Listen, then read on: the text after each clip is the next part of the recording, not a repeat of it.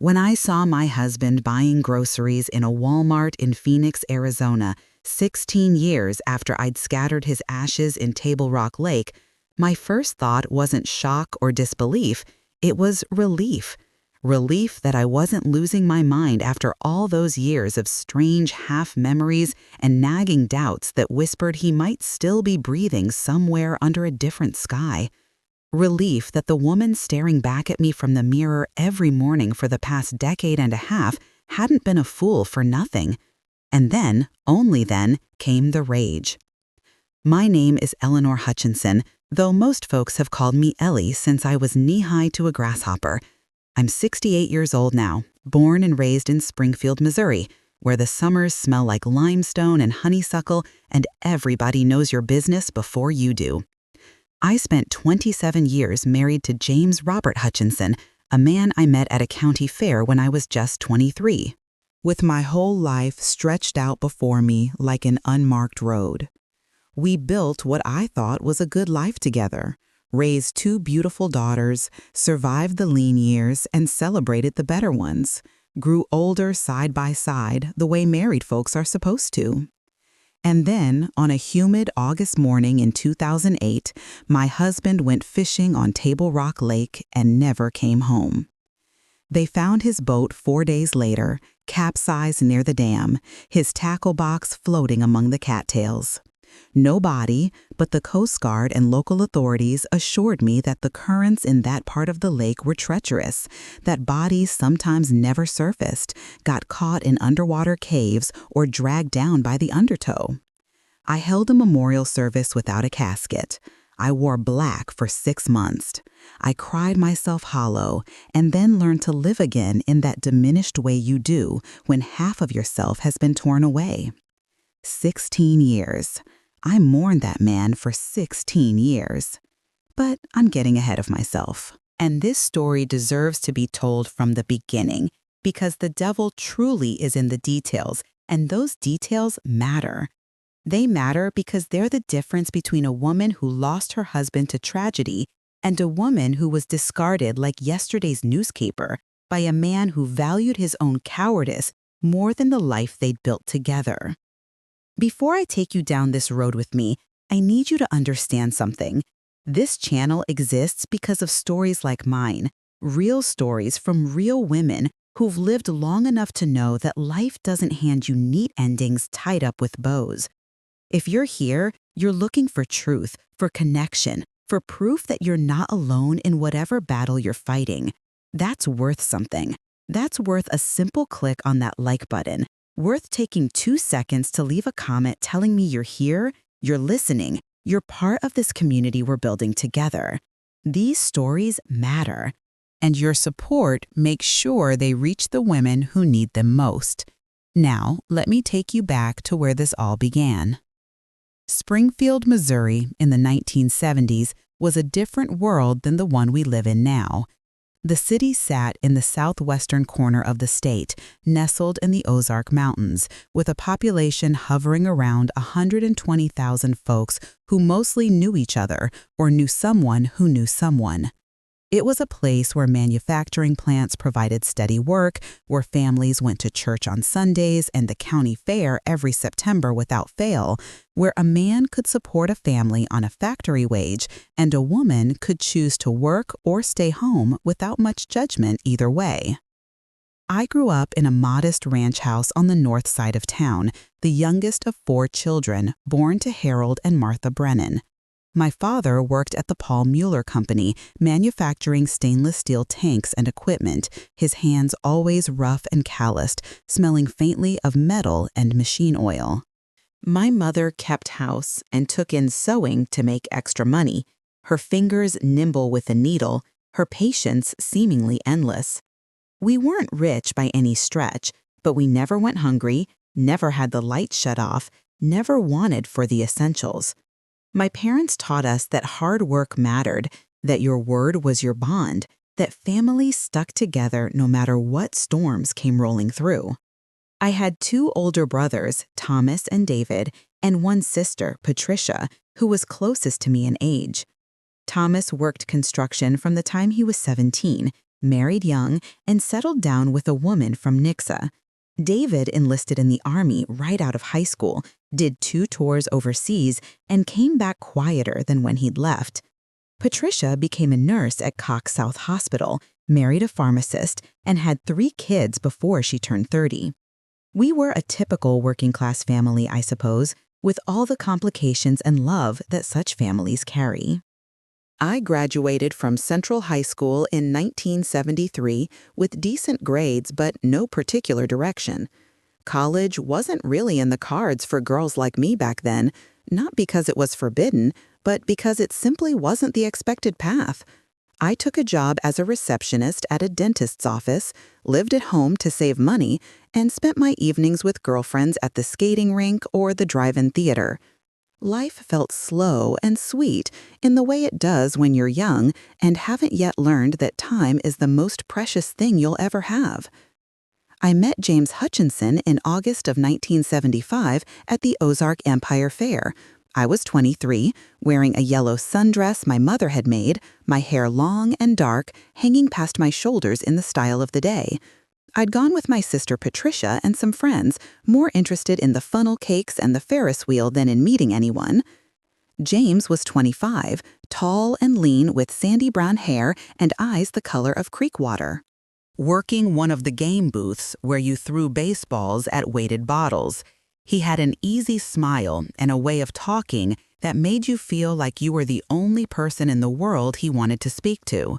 He won me over with persistence and charm, asking me to dinner 3 times before I finally said yes. Our first date was at Steak and Shake, nothing fancy, but he was attentive and funny, asking questions about my life and actually listening to the answers. He told me he worked for Midwest Insurance Company as a salesman, that he'd grown up in Bolivar, a small town about 30 miles north of Springfield, that he'd lost his father to a heart attack when he was 19 and helped his mother raise his younger brother Richard. We dated for 18 months before he proposed, and I said yes without hesitation. I loved him in that complete, unquestioning way you can only love when you're young and haven't yet been taught to guard your heart. We married in April of 1977 at the First Baptist Church on Jefferson Avenue, a modest ceremony with about 75 guests, most of them family. I wore a simple white dress from JCPenney, carried daisies and baby's breath, and felt like the luckiest woman alive when James slipped that thin gold band on my finger and promised to love me until death parted us. We rented a small 2-bedroom house on Kearny Street, close enough to downtown that James could walk to work when the weather was nice. I quit my job at the dentist's office when I got pregnant with our first daughter, Sarah, who came into the world screaming and red-faced in March of 1979. 3 years later, Michelle arrived, quieter than her sister, but just as loved. Our house was always filled with the noise of children, toys scattered across the floor, cartoons playing on the television, the smell of whatever I was cooking for dinner mingling with the scent of baby powder and laundry detergent. James was a good father in those early years, patient with the girls, willing to change diapers and give baths, reading them bedtime stories in funny voices that made them giggle. He worked hard, building up his client list at the insurance company, bringing home enough money that we could afford a modest but comfortable life. We weren't lavish, but we took the girls to Silver Dollar City in Branson every summer, celebrated birthdays with homemade cakes, and made sure there were presents under the Christmas tree. But if I'm being honest, and that's what this story demands, there were cracks in the foundation even then. Hairline fractures I chose not to examine too closely, because acknowledging them would have meant admitting that the life I'd built might not be as solid as I wanted to believe. James had moods, periods where he'd withdraw into himself, become distant and irritable, snapping at minor inconveniences.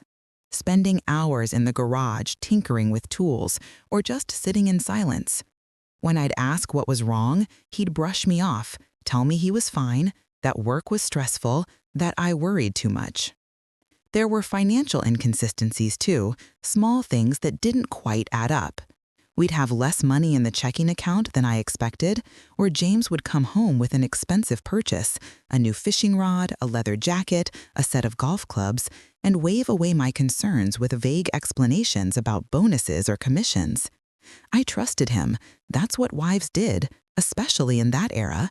You trusted your husband to handle the money, to make the decisions, to tell you the truth.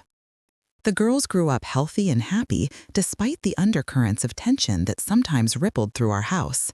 Sarah was the outgoing one, always organizing neighborhood games and putting on performances for anyone who'd watch. Michelle was more introspective, preferring books and drawing to social activities. I loved them with a fierceness that sometimes surprised me, a mother's love that would have moved mountains or walked through fire to keep them safe. When Sarah started high school in 1993, I went back to work part-time, taking a job in the cafeteria at Weller Elementary School. It wasn't glamorous work, serving lunch to hundreds of children, cleaning up spills, managing inventory, but it felt good to contribute financially, to have my own money, my own purpose beyond the walls of our home. The other cafeteria ladies became friends, women like myself who'd raised families and were finding their footing again in middle age. James's career had its ups and downs. Insurance sales is a commission-based business, and some months were better than others. In the late 90s, he switched companies, moving to a firm that promised higher commissions but required more travel. He'd be gone for days at a time, driving to small towns across southern Missouri and northern Arkansas, meeting with potential clients, staying in budget motels. When he came home, he was tired, distracted, sometimes short-tempered. I remember asking him once, maybe in 2001 or 2002, if everything was all right with us. We were sitting in the living room, the television playing something neither of us was really watching. He looked at me with an expression I couldn't quite read, something between affection and sadness, and said, "We're fine, Ellie. Don't you worry about a thing." Then he kissed my forehead and went to bed, and I sat there in the blue glow of the television, feeling a chill I couldn't quite explain. Our daughters grew into capable young women. Sarah attended Missouri State University in Springfield, studying elementary education, living at home to save money. Michelle got a scholarship to the University of Missouri in Columbia, wanted to be a veterinarian, had always been good with animals. I was proud of them both, proud of the adults they were becoming. Proud that despite our modest means, they were building futures for themselves. James seemed to take pride in them too, though he was less involved in their lives than I would have liked. He missed Sarah's college graduation because of a work conference in Tulsa that he insisted he couldn't skip. He forgot Michelle's birthday 2 years in a row, apologizing profusely but offering excuses that felt hollow. The girls learned not to count on him the way they counted on me, and that knowledge hurt in a way I couldn't fully articulate. By 2008, we'd been married for 31 years. Sarah was 29, engaged to a good man named Derek who worked as a mechanic. Michelle was 26, in her second year of veterinary school, dating a classmate named Tom. James and I had settled into the rhythm that long-married couples often find, comfortable in some ways, distant in others, held together by history and obligation as much as by love. That's when things began to shift in ways I didn't fully understand at the time. James became secretive about his phone, which he'd never been before.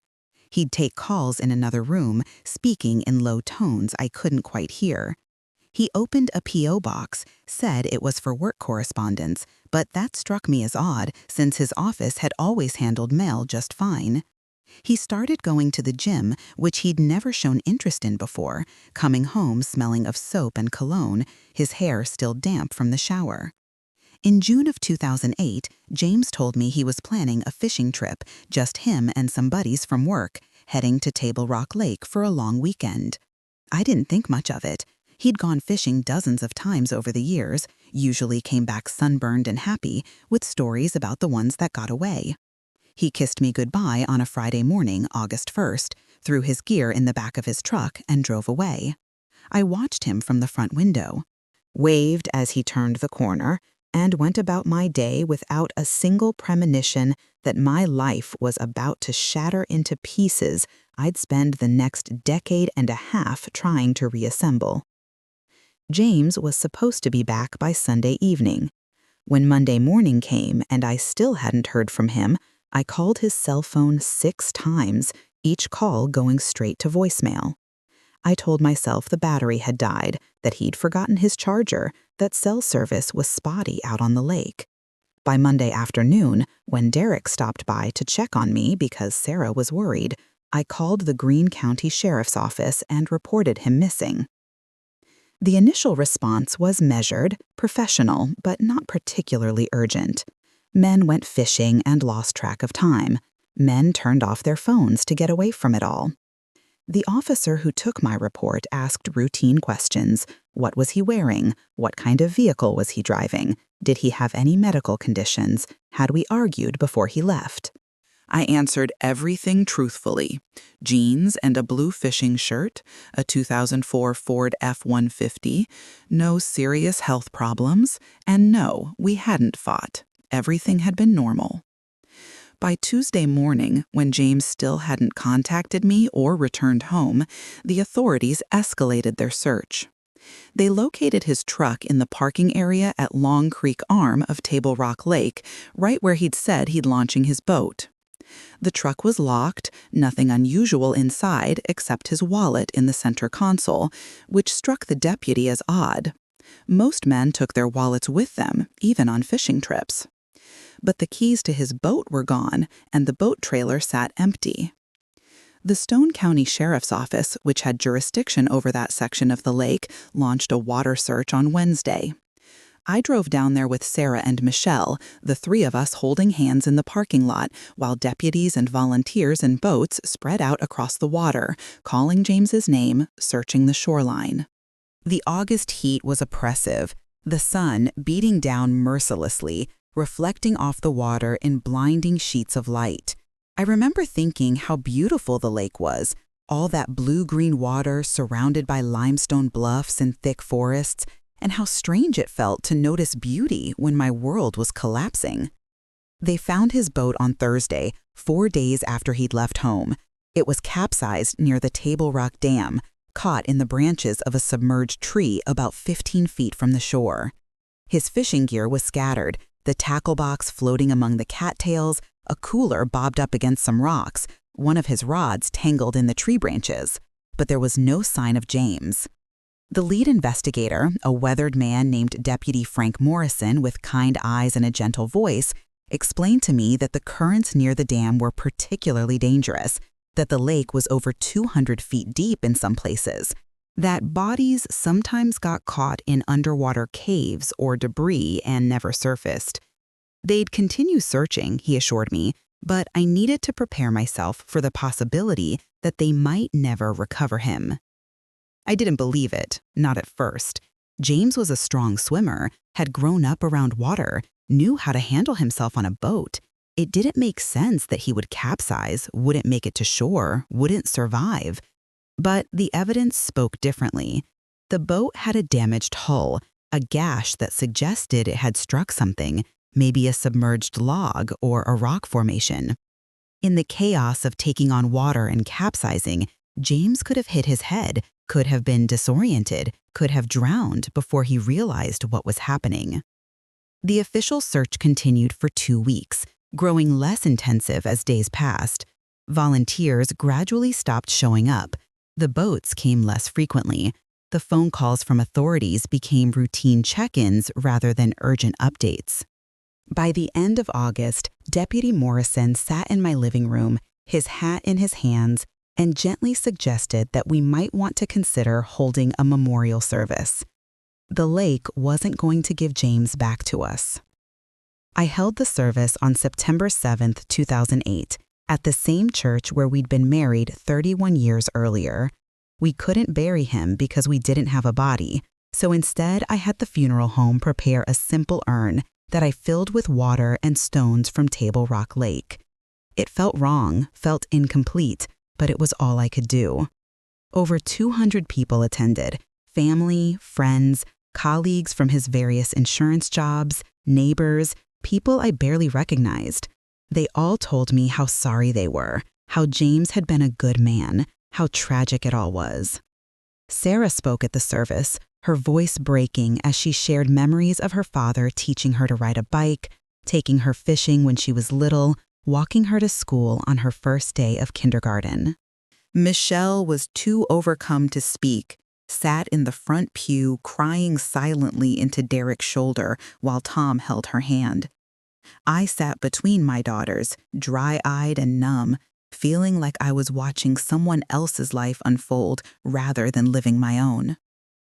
The insurance company, ironically not the one he'd worked for, but a policy we'd taken out years earlier, paid out his life insurance benefit, a modest sum of $50,000 that felt like blood money. I didn't want to touch it, didn't want to accept that he was truly gone, but practical matters demanded attention. I used some of it to pay off the mortgage on our house, put the rest in savings for emergencies, tried to figure out how to live as a widow at 52 years old. The first year after James died was a blur of grief and adjustment. I went through the motions, worked my shifts at the school cafeteria, attended church on Sundays, showed up for family dinners, but felt hollowed out, like something essential had been scooped from inside me. Friends and family were supportive initially, bringing casseroles and offering help, but eventually life moved on for everyone except me. People expected me to heal, to adjust, to start living again, but I felt stuck in that Thursday in August when they'd found his empty boat. Sarah postponed her wedding to Derek, said it didn't feel right to celebrate when we were all still grieving. They finally married in the spring of 2010, a small ceremony that was lovely but tinged with sadness because James wasn't there to walk her down the aisle. My brother Thomas stepped in, did his best, but it wasn't the same. Michelle threw herself into her studies, finished veterinary school at the top of her class, rarely talked about her father because it hurt too much. But here's the thing about grief. It doesn't always stay pure and clean. Sometimes it curdles into something else. Something darker and more complicated. As the months turned into years, I started noticing things that didn't quite fit, inconsistencies that nibbled at the edges of my mourning like mice in the walls. The first oddity came about 8 months after James died, in April of 2009. I was going through his office, finally working up the courage to sort through his papers, when I found a credit card statement I'd never seen before. It was from a bank we didn't use, addressed to the P.O. box he'd opened, for an account solely in his name.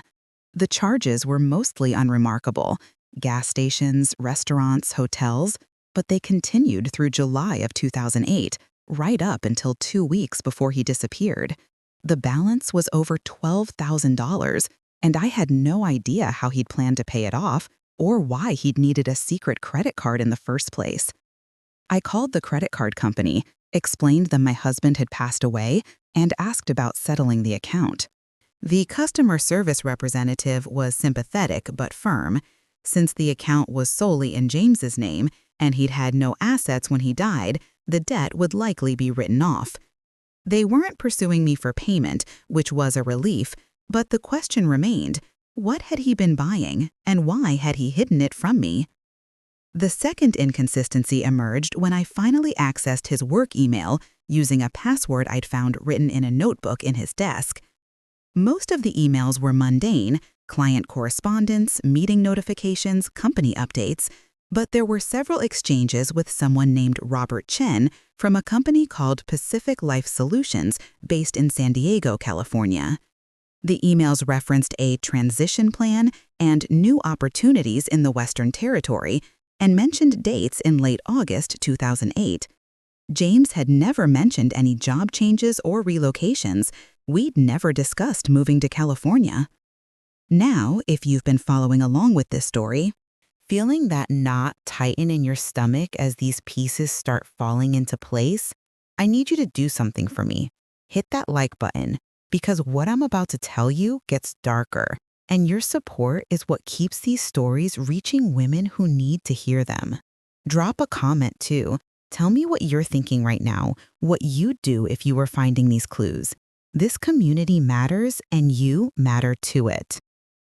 The third warning sign came from Michelle, oddly enough, though she didn't realize she was giving it to me.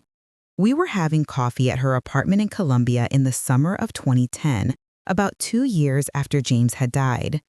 She mentioned that when she'd been going through some old family photos, she'd found pictures from a trip to Branson that she didn't remember taking.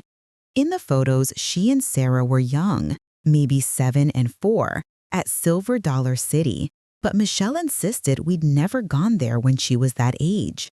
She remembered our first trip to Silver Dollar City being when she was about 10. I looked at the photos. The girls were definitely younger in these pictures, and James was in several of them, but something about them felt off. The date stamp on the back said August 1986, but I couldn't remember that trip at all.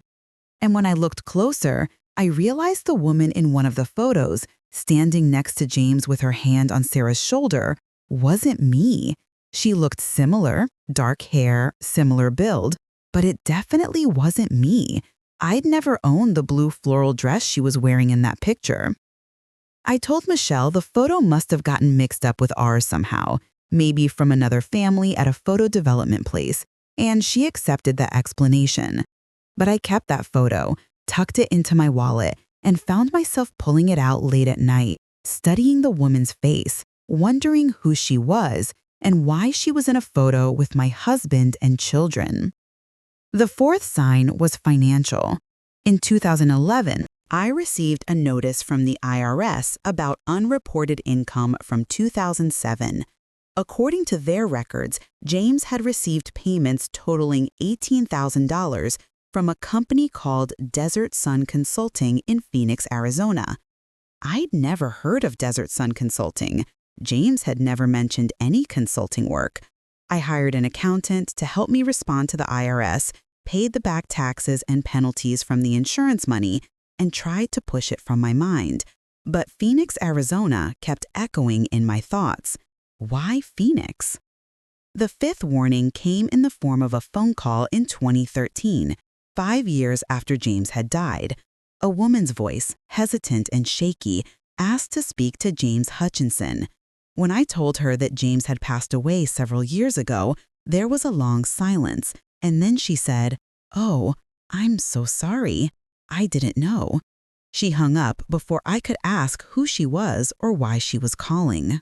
I tried calling the number back. It showed up as an Arizona area code, but it went straight to a generic voicemail.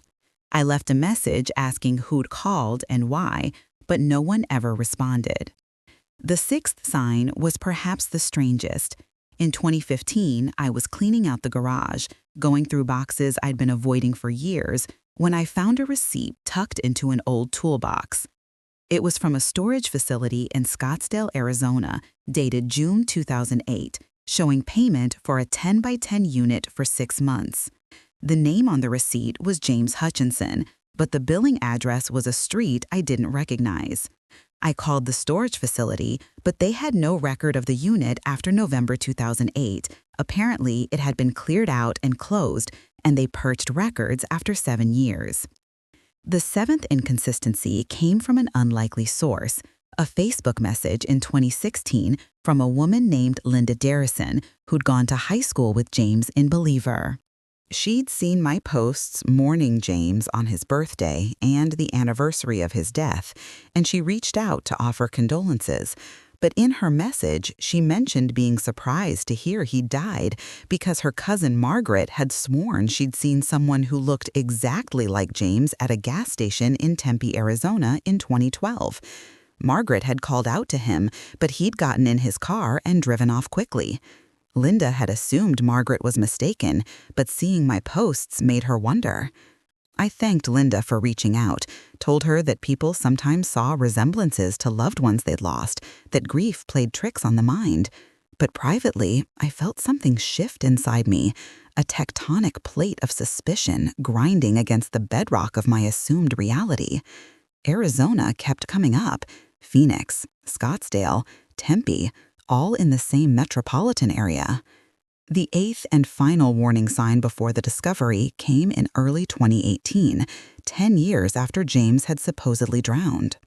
I received a letter from the Missouri Department of Revenue indicating that someone had attempted to renew a driver's license using James's Social Security number. The renewal had been flagged because the system showed him as deceased. They were contacting me as next of kin to verify this was indeed fraudulent activity. I confirmed that yes, James was deceased, yes, this was fraud, and they should pursue it accordingly. But my hands shook as I hung up the phone, and I spent that entire night lying awake, wondering if the impossible might somehow be possible. I didn't actively investigate these signs at the time. I told myself they were coincidences, clerical errors, cases of mistaken identity. The alternative, that James had faked his death, abandoned his family, started a new life somewhere else, was too monstrous to seriously consider. People don't do that, I told myself. Not real people, not the man I'd been married to for 31 years, not the father of my children. But the signs accumulated like sediment, layer upon layer, until they formed a foundation of doubt I couldn't ignore. I started having dreams where James was alive, living in a sunny place with palm trees, laughing at some joke I wasn't part of. I'd wake up angry, then guilty for being angry at a dead man, then confused about why I felt guilty at all. My daughters worried about me. Sarah, who'd moved back to Springfield with Derek after their wedding, started stopping by more frequently, bringing groceries, suggesting I see a therapist. Michelle called every Sunday night, asking pointed questions about whether I was eating properly, sleeping enough, taking care of myself. They thought I was stuck in grief, unable to move forward, clinging unhealthily to the past. They weren't wrong, exactly, but they also weren't right. I wasn't stuck in grief. I was stuck in uncertainty, trapped in a liminal space between widow and something else I didn't have a name for.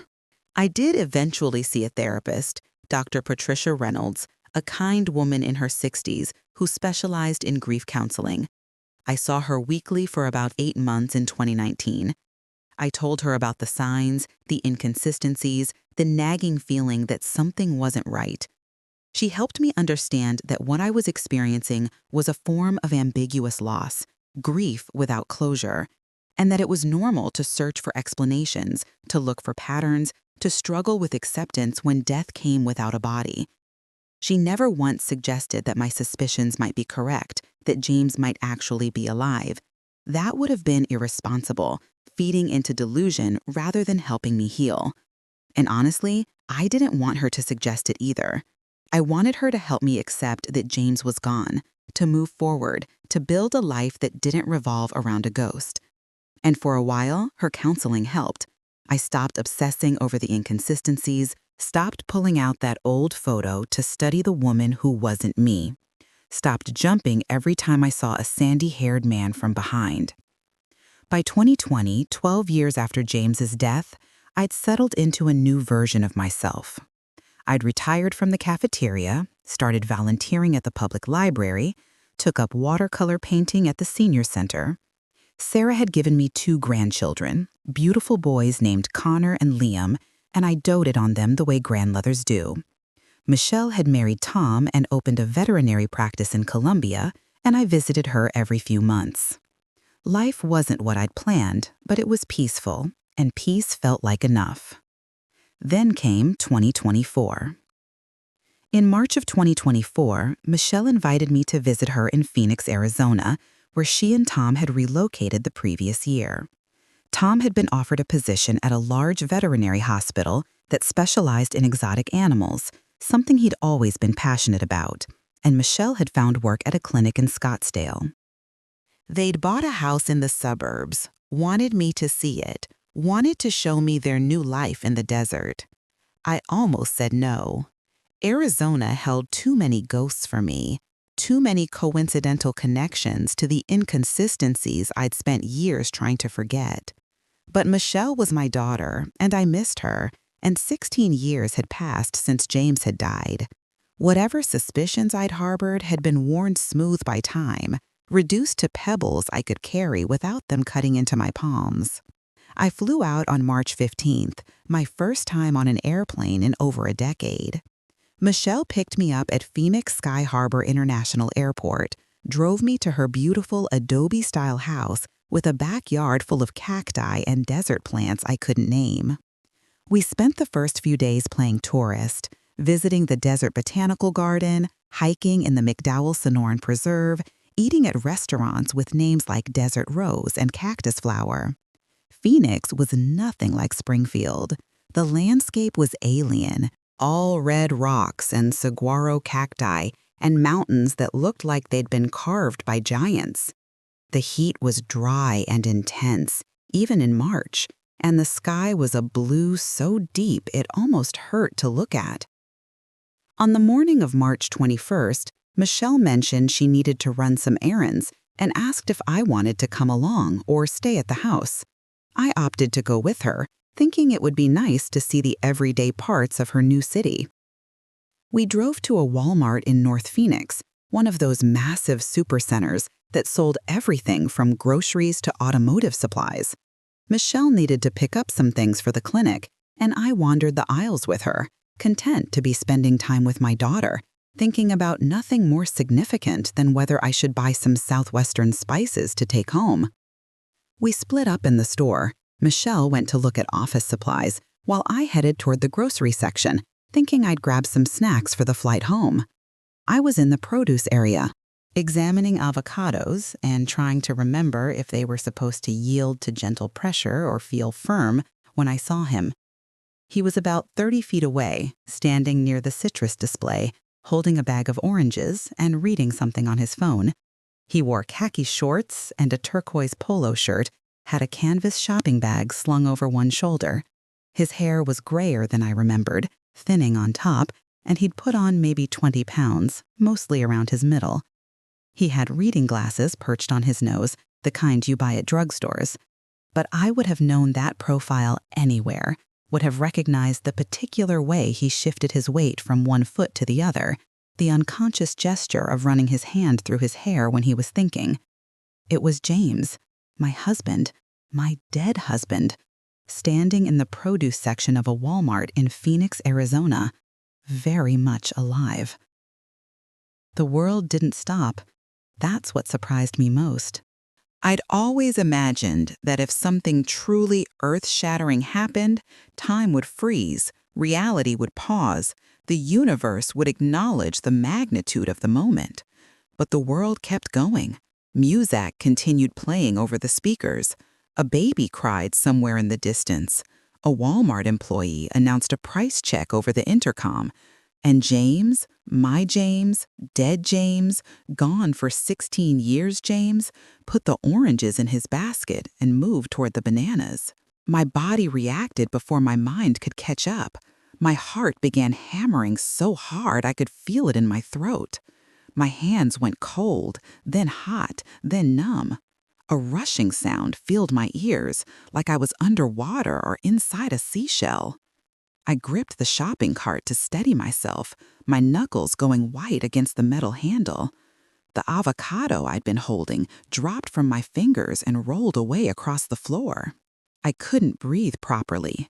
Each inhalation felt shallow, insufficient, like my lungs had forgotten how to expand.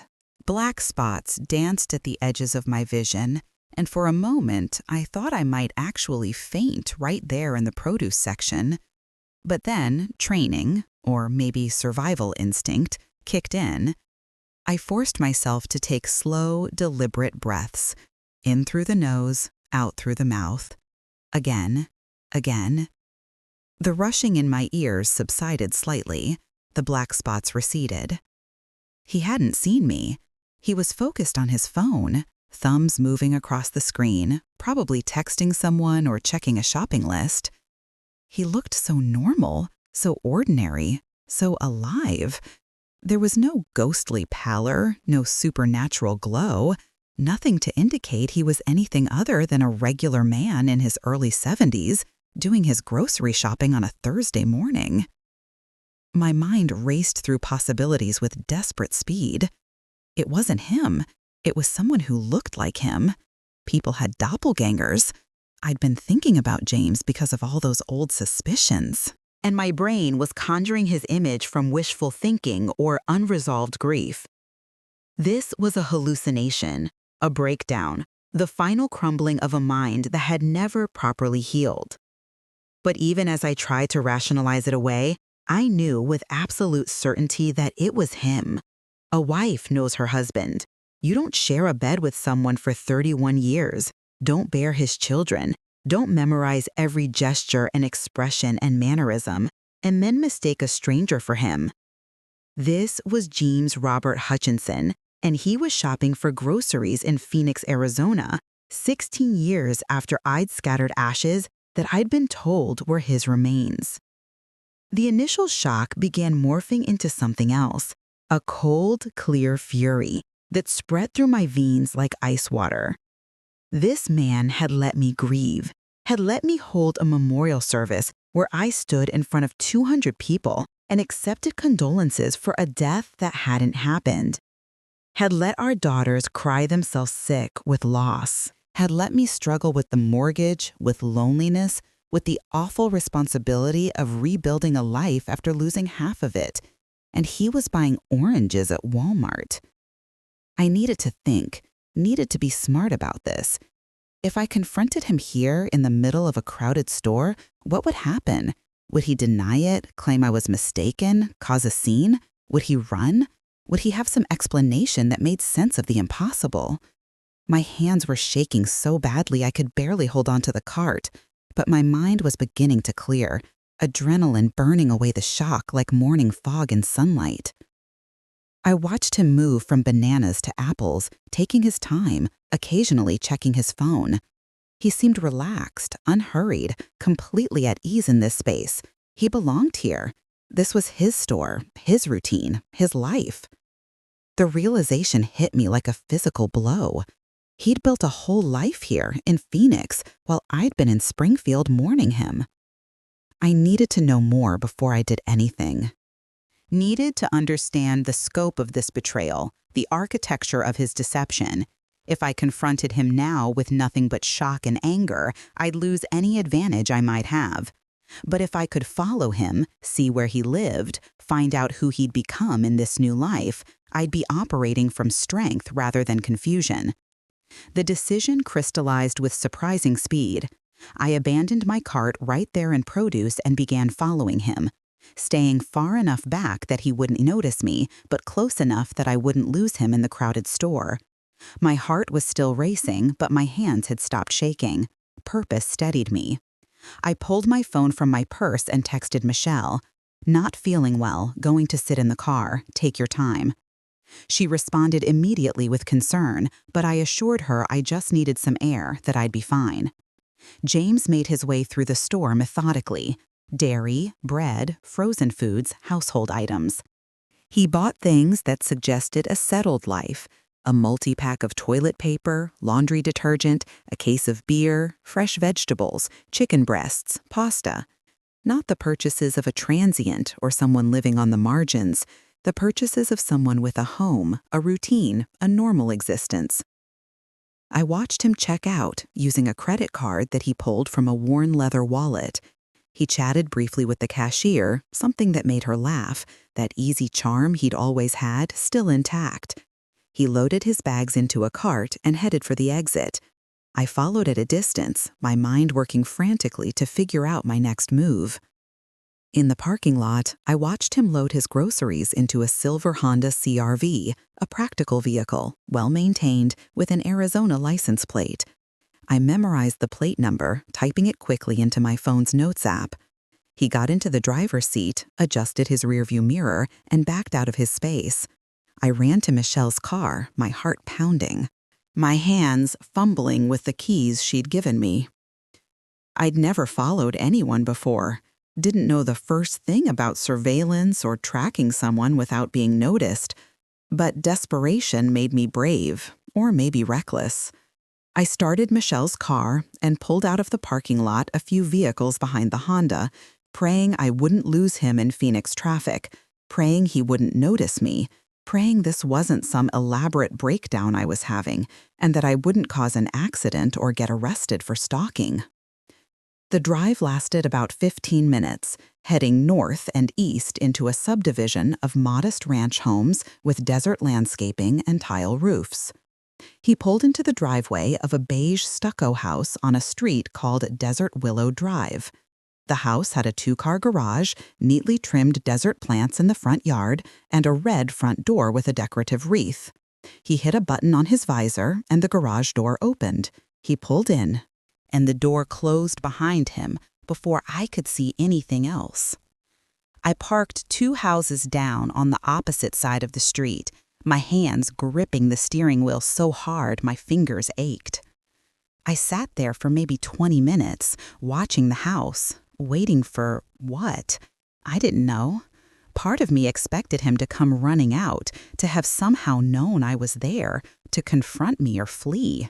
But nothing happened.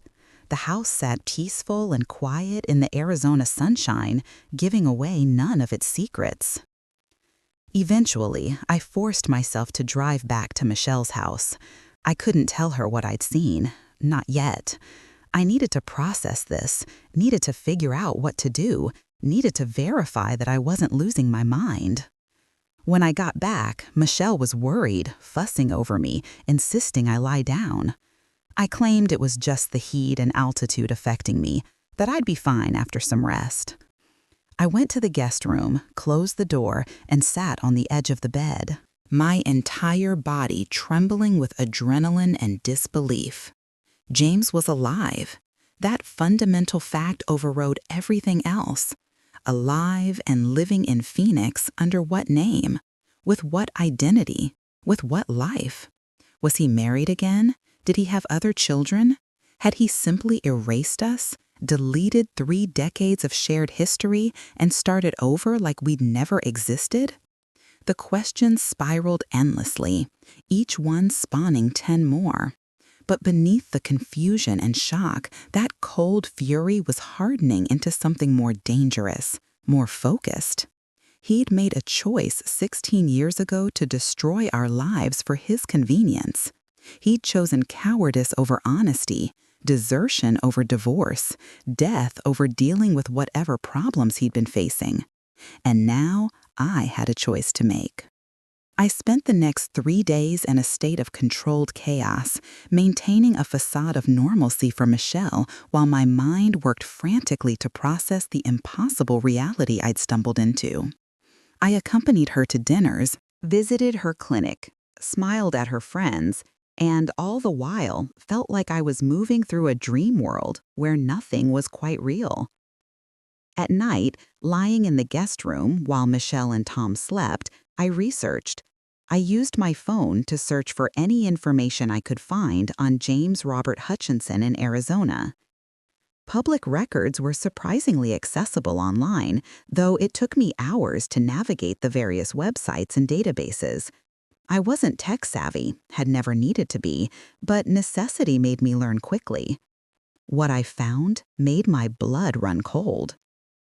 There was no James Robert Hutchinson living in Arizona, at least not officially. But there was a James Robert Henderson with an address on Desert Willow Drive in Phoenix, the same house I'd followed him to. The name was close enough to be intentional, a thin disguise that would fool casual database searches, but maintain enough similarity that he wouldn't slip up in conversation. James Robert Henderson had a valid Arizona driver's license issued in 2009, the year after my James had supposedly died. He owned the house on Desert Willow Drive, purchased in 2010 for $215,000. He'd registered to vote in 2012. He had utilities in his name, a credit history that started in 2009, a life that had simply materialized fully formed like Athena from Zeus's forehead. The fraud was breathtaking in its completeness. He hadn't just faked his death, he'd created an entirely new identity, a whole new existence. The false driver's license attempt I'd been contacted about in 2018 must have been him trying to renew using his old name, a careless mistake in an otherwise carefully constructed deception. I found more. James Robert Henderson worked as a consultant for a company called Southwest Territory Solutions, doing exactly the kind of insurance and sales work he'd done in Missouri. He transferred his skills, his experience, his entire professional life to this new identity without missing a beat. The company website listed him as a senior consultant with over 30 years of experience in the industry. The biography was vague enough to be unprovable, detailed enough to seem legitimate. There was more I couldn't find through public records. Was he married? Did he have a family here? The property records listed only his name, but that didn't mean he lived alone. I needed more information, needed to understand the full scope of his new life before I decided what to do with this knowledge. On my last day in Phoenix before my scheduled flight home, I told Michelle I wanted to explore the city a bit on my own, do some shopping, maybe visit one of the museums. She offered to take the day off and accompany me, but I insisted I'd be fine, that I had my phone and could call if I needed anything. She was reluctant but ultimately agreed, gave me detailed instructions on using the rideshare apps on my phone, made me promise to check in every few hours. Instead, I drove back to Desert Willow Drive. I parked in the same spot as before, 2 houses down on the opposite side of the street. The neighborhood was quiet at 10 in the morning on a Tuesday, most people presumably at work or school. I felt ridiculous sitting there in a rental car, a 68-year-old woman playing detective, but I couldn't leave without knowing more. At 11:30, the garage door opened and the silver Honda backed out. James was driving, and there was a woman in the passenger seat.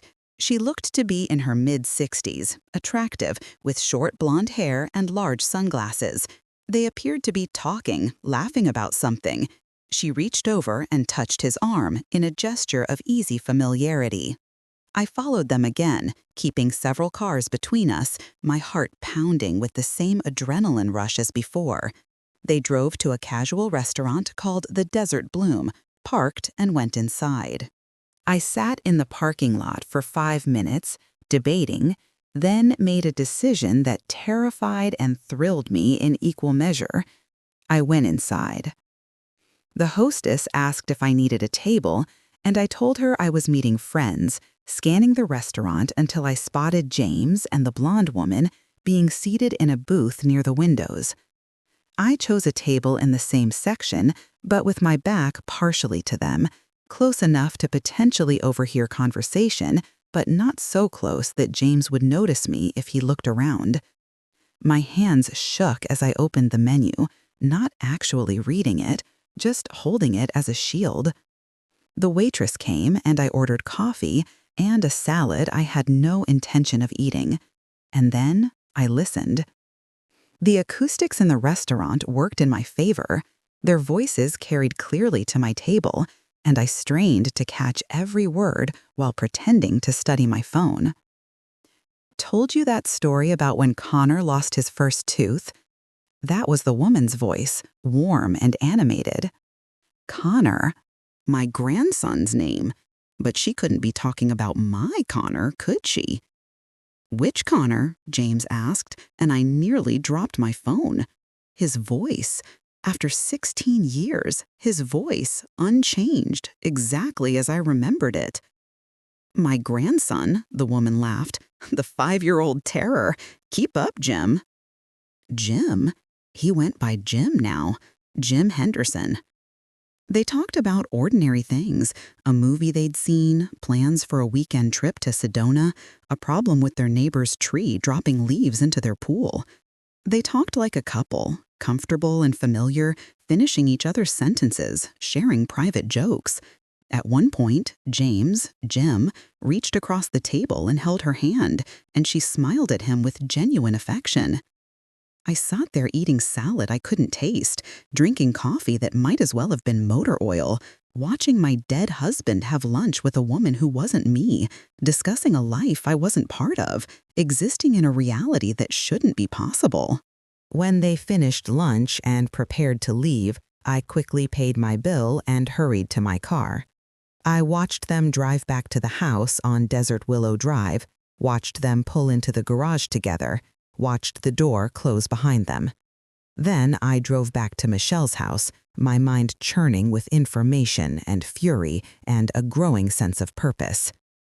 That night, I told Michelle I'd had a wonderful visit, but was feeling homesick for Springfield, wanting to get back to my own house, my own routine. She understood, helped me pack, drove me to the airport the next morning.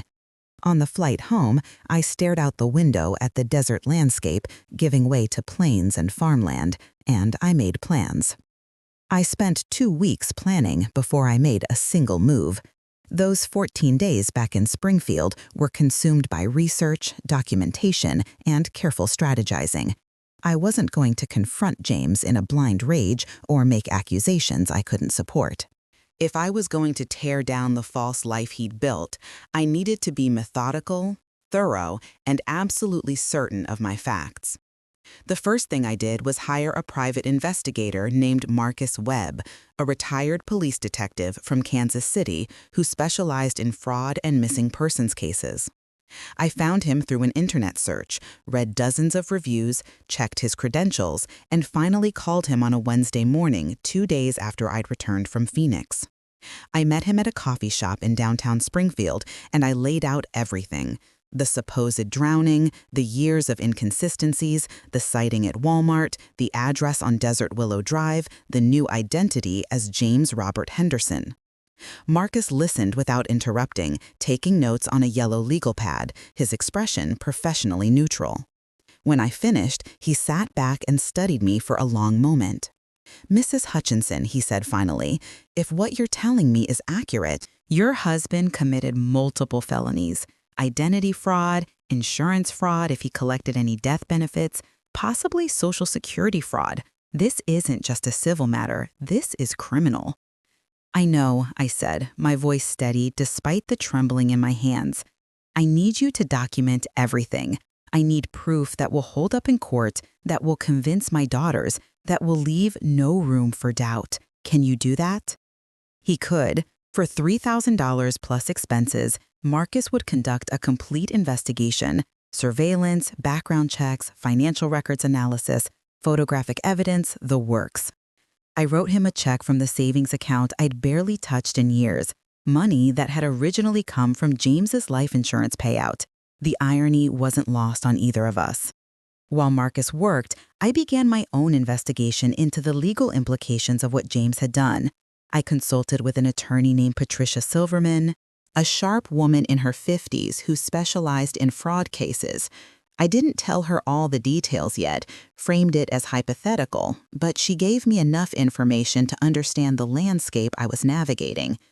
If someone faked their death and collected life insurance, they could be charged with insurance fraud, identity theft, and potentially other crimes, depending on the specifics. The statute of limitations varied by state and by crime, but for major fraud cases, it could be up to 10 years from when the fraud was discovered, not when it was committed. That meant James could still be prosecuted. More importantly, any legal documents signed based on his supposed death, insurance claims, probate documents, death certificates, would be void. Any money collected under false pretenses would need to be returned. Any new identity documents obtained fraudulently would be invalid. His entire constructed life in Arizona was built on a foundation of lies that could be demolished with the right evidence. But I also learned that proving all of this would be complicated. I'd need to definitively establish that James Robert Henderson was the same person as James Robert Hutchinson. DNA evidence would be ideal, but difficult to obtain without his cooperation. Fingerprints, if we could access his old military records, he'd done a brief stint in the National Guard in his 20s, and compare them to anything current. Photographic evidence, testimony from people who'd known him in Missouri, detailed financial trails connecting the two identities. Marcus called me on April 8th, 3 weeks after I'd hired him. "I've got what you need," he said. "Can you come to my office tomorrow?" I drove to Kansas City the next morning, my stomach tight with anticipation and dread. Marcus's office was in a nondescript building near the plaza. decorated with filing cabinets and motivational posters about truth and justice. He spread a series of folders across his desk and walked me through his findings. The surveillance photos came first, crystal clear images of James, Jim Henderson, going about his daily life in Phoenix, shopping, working, at restaurants, washing his car in the driveway. But the most damning photos showed him with the blonde woman, identified as Linda Marie Vasquez, age 63, a retired elementary school teacher. They were clearly a couple, kissing in one photo, holding hands in another, embracing in their driveway. Marcus had obtained James's new driver's license photo through a contact at the Arizona DMV. Comparing it side by side with his old Missouri license, the similarities were undeniable. Same bone structure, same ears, same slight asymmetry in the eyebrows. He'd aged, put on weight, grayed, but it was unmistakably the same man. The financial investigation revealed even more. Marcus had traced a series of transactions showing how James had systematically drained money from hidden accounts in the months before his disappearance. The secret credit card I'd found was just one piece of a larger puzzle. James had opened 3 separate accounts, taken cash advances totaling over $40,000, and converted it all to cashier's checks made out to cash. He'd rented that storage unit in Scottsdale months before his death, gradually moving items there, clothing, personal effects, documents. He'd planned this meticulously. The company called Desert Sun Consulting that had paid James in 2007, it existed only on paper, a shell company James had created to funnel money to himself while establishing a financial footprint in Arizona. He'd been building his escape for years before he finally took it. Most damning of all, Marcus had obtained James's fingerprints. Through a contact who worked courthouse security, he'd recovered prints from a document James had notarized in Phoenix, a property deed refinancing. Those prints matched the prints on file from James's old National Guard service records. It was definitive, scientific proof that James Robert Hutchinson and James Robert Henderson were the same person. "What do you want to do with this information?" Marcus asked, watching me carefully. I looked at the evidence spread across his desk, the visual proof of 16 years of deception, the paper trail of my husband's calculated abandonment, the forensic certainty that the man I'd mourned was alive and well and living a comfortable lie. "I want to destroy him," I said quietly. "Not physically, not violently, but I want to dismantle every piece of the life he stole from us. I want him to face legal consequences. I want our daughters to know the truth. I want that woman he's with to know what kind of man she's been living with. And I want him to understand that he didn't get away with it." Marcus nodded slowly. "That's going to take careful coordination. You'll need to involve law enforcement, probably both in Missouri and Arizona. You'll need to prepare your daughters for this information, and you'll need to be ready for this to become very public, very messy." "I'm ready," I said, and I meant it. The next phase of my plan involved bringing in the authorities, but I needed to do it strategically. I contacted the Greene County Prosecutor's Office first, asked for a meeting regarding new evidence in a 16-year-old missing person case. They were skeptical until I showed them what Marcus had compiled. Then they were very interested. I met with Assistant Prosecutor Daniel Reeves, a methodical man in his 40s who listened to my story with growing astonishment. He reviewed Marcus's evidence, made copies of everything, and consulted with his superiors. Within a week, they'd opened an official investigation into James Robert Hutchinson's fraudulent death and insurance claim. But before any of that became official, before warrants were issued or charges filed, I needed to tell my daughters. This wasn't information they could learn from the news or secondhand. They deserved to hear it from me, deserved time to process the impossible before it became public knowledge. I invited Sarah and Michelle to my house on a Saturday afternoon in late April. I told them I had something important to discuss, asked them both to come alone, without their husbands or children. They arrived within minutes of each other, both looking concerned, probably expecting me to announce a cancer diagnosis or some other terrible news. In a way, what I had to tell them was worse. We sat in my living room, the same room where we'd received the news of their father's death 16 years earlier. The same furniture arranged in the same configuration. I'd made coffee, set out cookies neither of them would eat, and tried to figure out how to begin a conversation that would shatter everything they believed about their father and their family history. "Girls," I started, my voice surprisingly steady, "I need to tell you something about your father, about how he died, or rather, about how he didn't die." The looks on their faces, confusion, then disbelief, then a creeping horror as I laid out the evidence piece by piece, will haunt me for the rest of my life. I showed them the surveillance photos, the financial records, the fingerprint analysis. I told them about seeing him at Walmart, about the house on Desert Willow Drive, about Linda Marie Vasquez. Sarah started crying first, silent tears streaming down her face. Michelle went very still, her expression locked somewhere between rage and shock. When I finished, there was a long, terrible silence. "This isn't possible," Sarah finally whispered.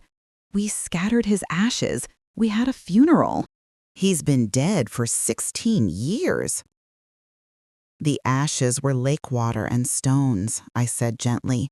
"I'm so sorry, sweetheart, but your father is alive, and he's been living in Arizona this entire time under a false identity." Michelle stood abruptly, began pacing the room like a caged animal. "He let us grieve," she said, her voice rising. "He let us cry at his funeral. He missed my wedding. He's never met his grandchildren. He just, what? Decided he didn't want us anymore and faked his death?"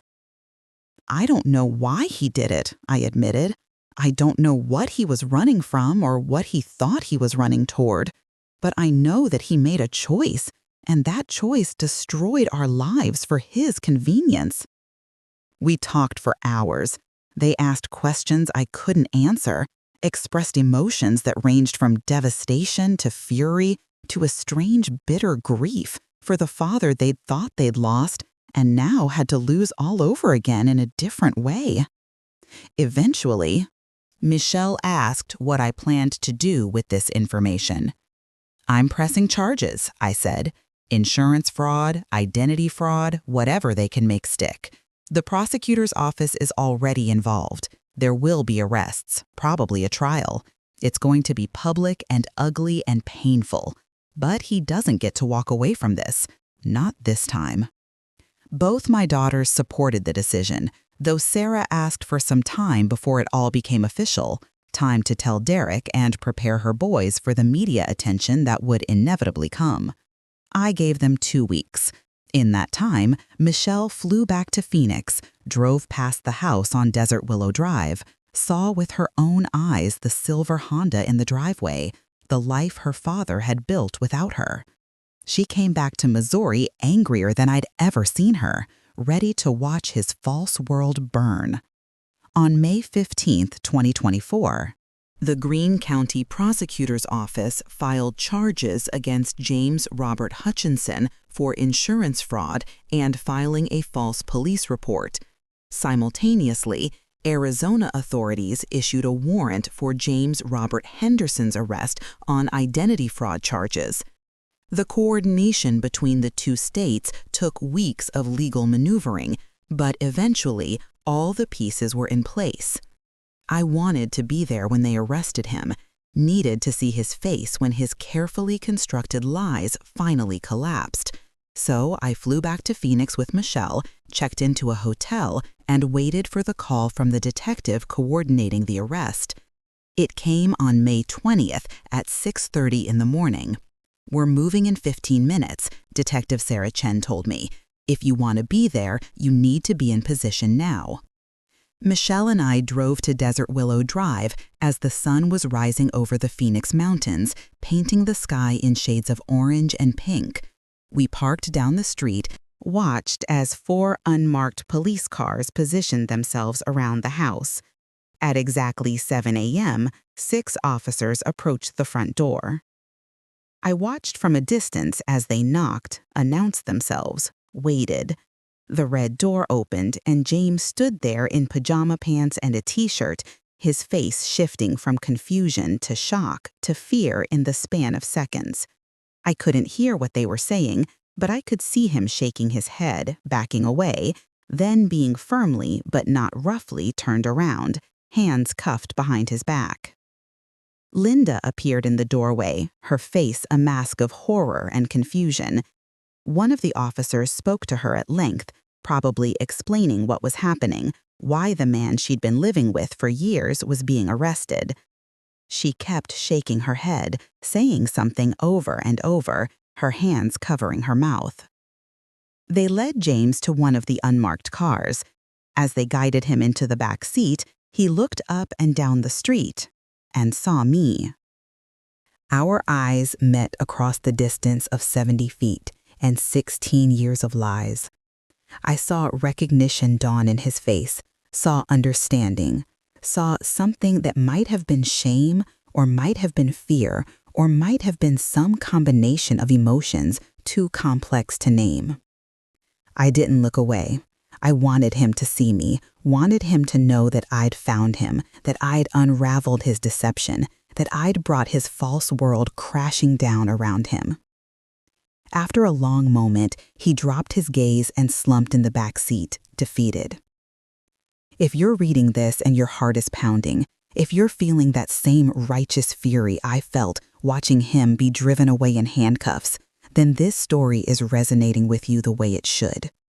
What happened next is important, and I want you to stay with me until the end. But first, tell me what you think. Drop a comment about how you would have handled this situation. Would you have done what I did, or would you have chosen a different path? And if this story is making you feel something, hit that like button. Not for me, but for every woman out there who's been betrayed, who's been lied to, who deserves to know they're not alone in seeking justice. The legal process that followed was lengthy and complicated, involving courts in 2 states, multiple charges, and a defense attorney who tried every trick in the book to get the charges dismissed or reduced. James initially denied everything, claimed it was a case of mistaken identity, insisted that he was James Robert Henderson and had never been anyone else. But the evidence was overwhelming. The fingerprints, the DNA test we eventually forced through court order, the testimony from people in Springfield who'd known him, the financial records showing the systematic fraud. 3 months after his arrest, faced with the impossibility of maintaining his lies against the weight of forensic evidence, James accepted a plea deal. He pled guilty to insurance fraud, filing false police reports, and identity fraud. In exchange for his guilty plea and agreement to make restitution, the prosecution recommended a sentence of 5 years in federal prison rather than the maximum of 15 he could have faced. The sentencing hearing was held in Springfield in August of 2024, 16 years and 1 week after he'd supposedly drowned in Table Rock Lake. The courtroom was packed. My daughters and I sat in the front row, along with my siblings and several friends. James sat at the defense table in an orange jumpsuit, his hands shackled, looking older and smaller than I remembered. The prosecutor laid out the full scope of his crimes, the premeditation, the systematic theft, the emotional devastation inflicted on his family. She showed the court the photos from his memorial service, images of Sarah and Michelle as young women, devastated by grief. She read portions of the victim impact statements we'd all submitted, describing the 16 years of unnecessary mourning, the therapy bills, the life milestones he'd missed by choice rather than by death. Then it was James's turn to speak. His attorney had advised him to show remorse, to explain himself, to try to humanize his actions for the judge. He stood, cleared his throat, and for the first time in 16 years, I heard him address me directly.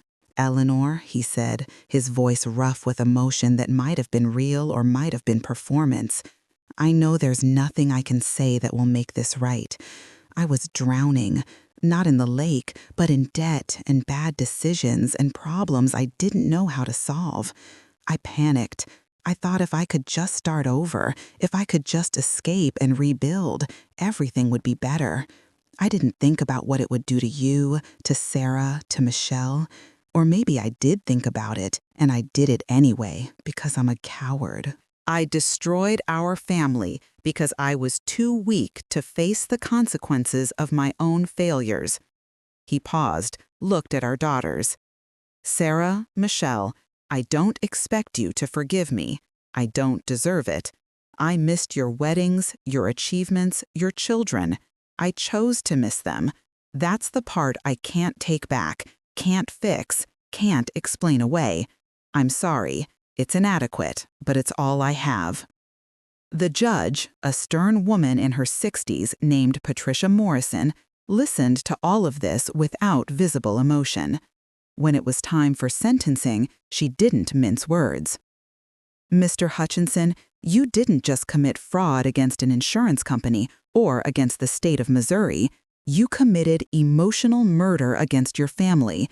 You killed yourself in their hearts and minds, put them through the agony of grief, and then compounded that crime by living a comfortable life while they suffered. The law allows me to sentence you to 5 years as per your plea agreement, and that's what I'm going to do. But I want you to understand that no amount of prison time will ever truly address the magnitude of what you've done to the people who loved you. 5 years. It seemed simultaneously too much and not nearly enough. The aftermath of James's sentencing rippled through our lives in ways I couldn't have fully anticipated. The story made national news.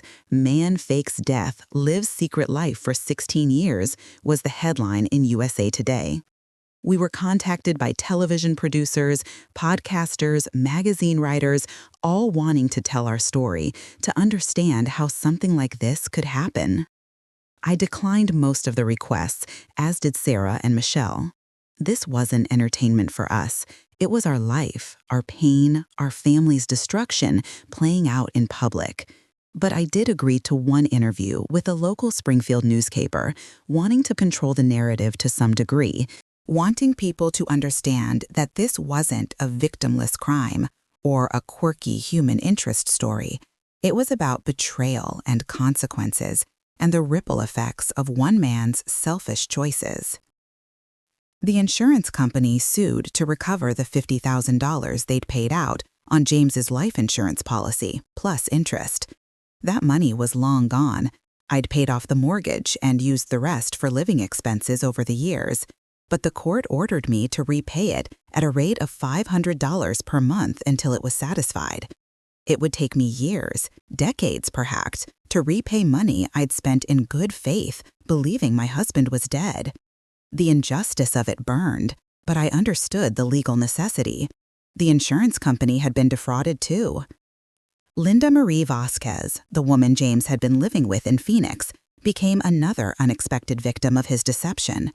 She'd believed he was James Robert Henderson, a widower whose wife had died of cancer in 2007. He'd told her he'd moved to Arizona for a fresh start to escape the painful memories of Missouri. She'd loved him, built a life with him, trusted him completely. Learning that he was a fraud, that their entire relationship was built on lies, devastated her. She actually reached out to me through her attorney, wanted to express her sympathy, to make clear that she'd had no knowledge of his true identity or his crimes. I believed her. I'd seen her face that morning when they arrested him, seen genuine shock and heartbreak.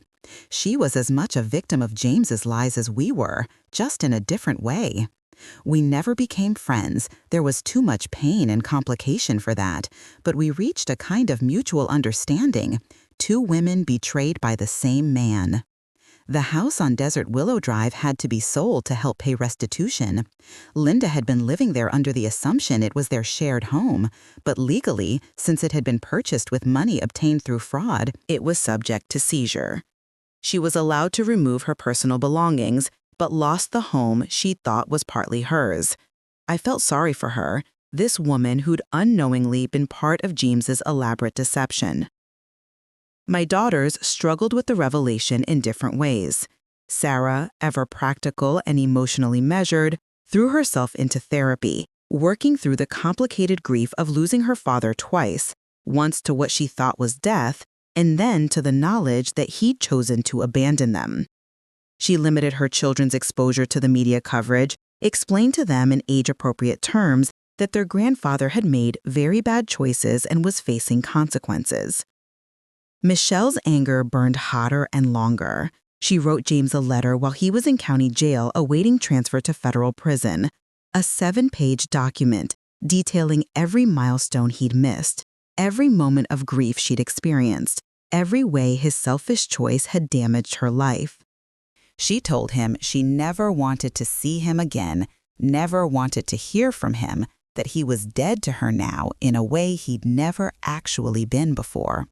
She sent it certified mail and then, she told me, felt a weight lift from her shoulders.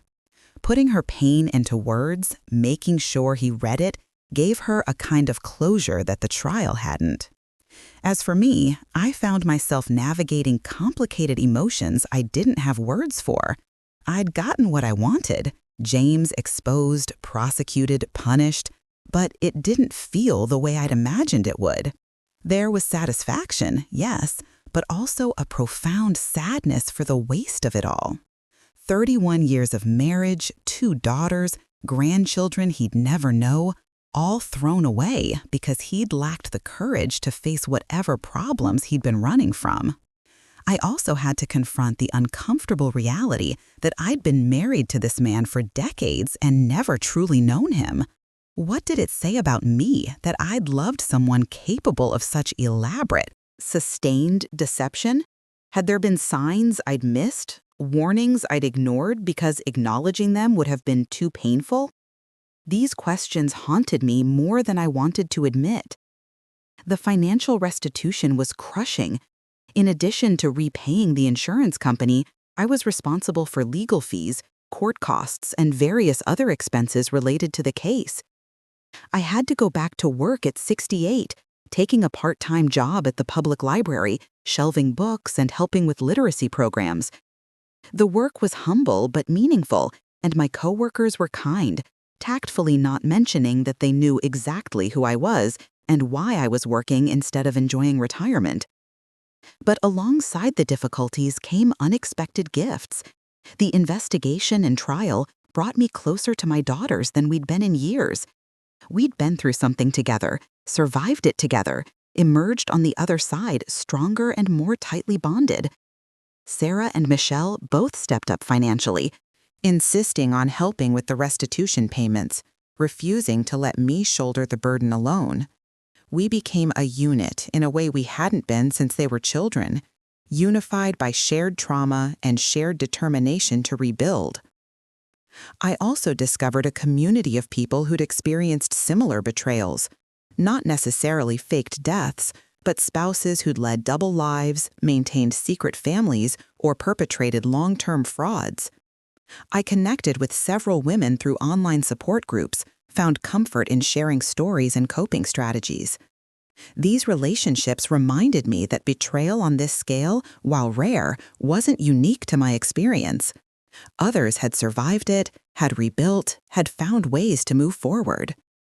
The first Christmas after James's sentencing was strange. For 16 years, the holidays had been tinged with grief for his absence.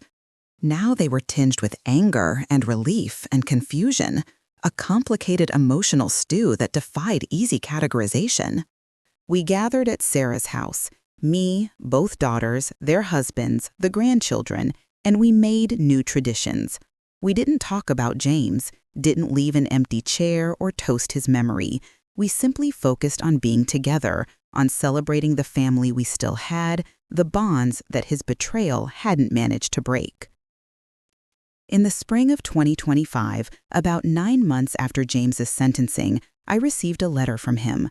It came from the Federal Correctional Institution in Texarkana, Texas, where he was serving his sentence. I stared at the envelope for a long time before opening it, debating whether I even wanted to read whatever he had to say. The letter was short, written in the same handwriting I'd seen on birthday cards and grocery lists throughout our marriage. He apologized again, went into more detail about the financial problems he'd been facing in 2008, gambling debts I'd known nothing about, poor investments, money owed to people he was afraid of. He explained that he'd panicked, convinced himself that faking his death was the only way out, and then found himself unable to come back once the lie was established. He said he thought about us every day, regretted his choices more than I could imagine, and understood if I never wanted to hear from him again. I read the letter twice, then filed it away in a folder with all the other documents from this nightmare. I didn't respond. There was nothing to say that wouldn't be either cruel or dishonest, and I'd had enough of dishonesty to last a lifetime. James would serve his 5 years, would eventually be released, would have to figure out how to build yet another life with the scarlet letter of his crimes following him. That was his problem, not mine. By the summer of 2025, I'd settled into a new normal. I worked at the library 3 days a week, volunteered at a local women's shelter 1 day a week, and spent time with my grandchildren as often as possible. I'd started painting again, something I'd dabbled in years ago but abandoned when life got busy. I joined a watercolor class at the senior center, discovered I had a decent eye for landscapes and still lifes. I dated briefly, a gentleman named Robert who I met through the library. He knew my story, everyone in Springfield knew my story, and he was patient with my trust issues and complicated feelings about relationships. It didn't work out long-term, but it taught me that I could open myself to the possibility of companionship again, that James's betrayal hadn't permanently broken my ability to connect with people. Sarah gave birth to a third son in October 2025, named him Thomas after my brother. Holding that tiny baby in my arms, watching my daughter navigate new motherhood with grace and strength, I felt something shift inside me. James had taken a lot from us, but he hadn't taken everything. We were still here, still building lives, still creating joy and meaning despite the devastation he'd left in his wake. Michelle's veterinary practice thrived. She'd stayed in Phoenix, decided she loved the desert climate and the professional opportunities there, even though the city now held painful memories. She was talking about adopting a child with Tom, excited about becoming a mother, determined not to let her father's failures dictate her future choices. And me? I was healing. Not healed. I'm not sure you ever fully heal from a betrayal of this magnitude, but healing. Learning to trust myself again, to believe in my own judgment, to accept that sometimes people are simply unknowable no matter how close you think you are to them. Learning to find peace not in having all the answers, but in knowing I'd done everything in my power to seek truth and justice. I'm 69 years old now, sitting in my living room in Springfield, Missouri, on a cool November evening in 2025. 17 years have passed since James disappeared into Table Rock Lake, or rather, since he staged his disappearance. A year and a half has passed since I saw him buying oranges in a Phoenix Walmart, and my world turned inside out for the second time. This story, my story, isn't the one I planned to tell with my life. I thought I'd be writing a different narrative, about a long marriage that lasted until death, about growing old with my partner, about conventional grief and conventional healing. Instead, I'm telling a story about betrayal and discovery, about a woman in her late 60s who had to become a detective, a prosecutor, a survivor of something she didn't even have a name for.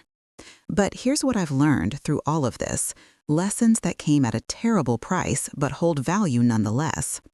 It's never too late to demand truth. I was 68 when I discovered James was alive, an age when many people might have decided to let sleeping dogs lie to avoid the upheaval of seeking justice. But I didn't, and I'm glad I didn't. The truth mattered. It mattered to me, to my daughters, to the legal system, to the basic principle that people shouldn't be allowed to destroy lives without consequences. It's never too late to rebuild. At an age when I should have been comfortably retired, I found myself starting over financially, professionally, emotionally. And I survived it. More than survived. I've created a life that has meaning and purpose, that brings me satisfaction, even though it looks nothing like what I planned. It's never too late to set boundaries. When James wrote to me from prison, I could have responded out of old habits of obligation or misplaced loyalty. Instead, I chose silence, chose to protect my own peace, chose to prioritize my healing over his need for absolution. That choice was powerful. It's never too late to choose yourself. For 31 years, I'd made my marriage a priority, had compromised and accommodated and trusted when maybe I shouldn't have. The woman I am now doesn't apologize for putting herself first, for demanding accountability, for refusing to minimize her own pain for anyone else's comfort. And perhaps most importantly, it's never too late to find strength you didn't know you had. I never imagined myself hiring private investigators, coordinating with prosecutors across state lines, sitting in a courtroom while cameras rolled, making the choices I made. But when circumstances demanded it, I discovered reserves of courage and determination I hadn't known existed. My daughters have asked me if I regret marrying James, given how it all ended. It's a fair question, and my answer is complicated. I can't regret a marriage that gave me Sarah and Michelle, that gave me grandchildren I adore, that included genuine moments of happiness and love alongside the lies. But I also can't pretend that discovering the depth of his deception didn't fundamentally alter how I view those 31 years. Memory is contaminated now, every shared moment questioned, every expression of love suspect. What I don't regret is how I handled the discovery. I didn't collapse. I didn't pretend I hadn't seen what I'd seen. I didn't protect him out of some misguided sense of loyalty to who he used to be or who I thought he was. I pursued truth and justice with everything I had, and while the process was painful and expensive and emotionally exhausting, it was also empowering. I took control of a narrative that had been stolen from me. I reclaimed my own story. To the women reading this, especially those in my age group who might think they're too old to start over, too tired to fight, too set in their ways to demand better, you're not. Whatever betrayal you faced, whatever lie you've discovered, whatever injustice you're living with, you have more power than you think. You have more strength than you know. And you absolutely deserve truth, dignity, and justice regardless of your age. Don't let anyone tell you to keep the peace when the peace was built on lies. Don't let anyone convince you that seeking accountability is somehow less noble than suffering in silence. Don't let anyone make you feel foolish for trusting someone who betrayed that trust. The shame belongs entirely to the person who lied, not to the person who believed.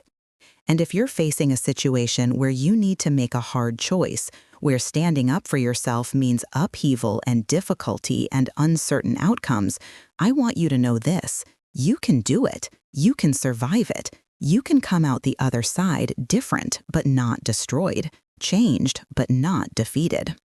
Before I close this story, I want to thank you for staying with me through every twist and turn of this journey. If you've made it this far, if you felt something while reading this, then I've accomplished what I set out to do. I've shared my truth in a way that might help someone else navigate their own darkness. This community we're building here, these stories we're sharing, they matter more than you might realize. So if you haven't already, please hit that like button. It helps these stories reach more women who need them. Subscribe so you don't miss future stories, because there are more voices that deserve to be heard. And leave a comment telling me where you're watching from, what resonated with you, or what story you think needs to be told next. Your engagement doesn't just help the algorithm, it builds a community of survivors who refuse to be silenced. I still live in Springfield, in the same house James and I bought in 1985. Some people have asked why I don't move, why I don't start completely fresh somewhere else. But this is my home, my city, my life. I'm not the one who should have to leave or hide or feel ashamed. I've planted new flowers in the garden, repainted the walls in colors I love, filled the space with art and books and evidence of the life I'm building on my own terms. I see my daughters regularly, talk to them almost daily. We've become closer through this trauma, bonded by shared survival and mutual understanding. They're raising their children with an acute awareness of the importance of honesty, of being present, of showing up for the people you love.